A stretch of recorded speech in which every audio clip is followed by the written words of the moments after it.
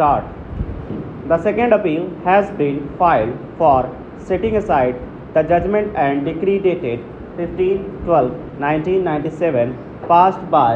Judge Small Causes Sitapur in Civil Appeal number 186 of 1998, Jagdev Singh and others versus Raja Ram, dismissing the regular suit number 174 of 1984 for maintaining the judgment and decree of the trial court dated 31/10/1988. The following substantial question of law has been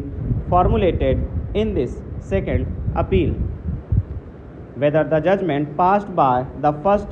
appellate court is perverse and illegal, whether the learned counsel for the defendant appellant submitted that no evidence could have been adduced in regard to the correction deed made during pendency of appeal and sale deed executed by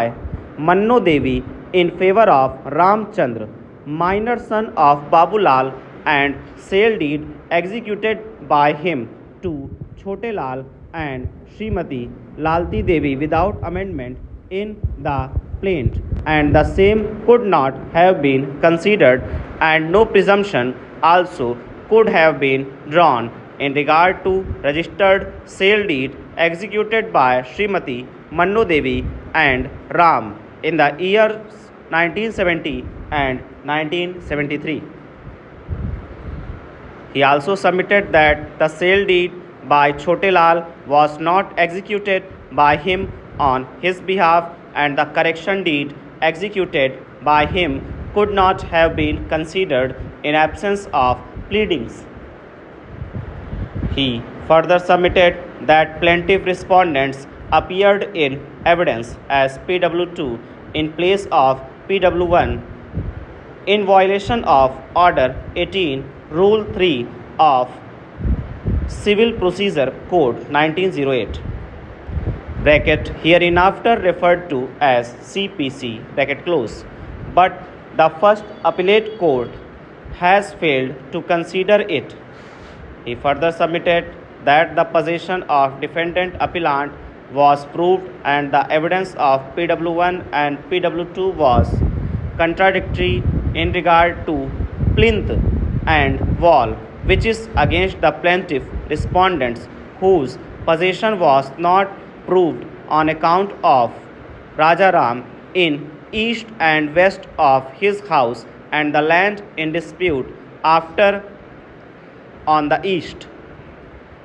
He further submitted that the suit for injunction without prayer for declaration was not maintainable, but the first appellate court has failed to consider the same and allowed the appeal without considering the pleadings,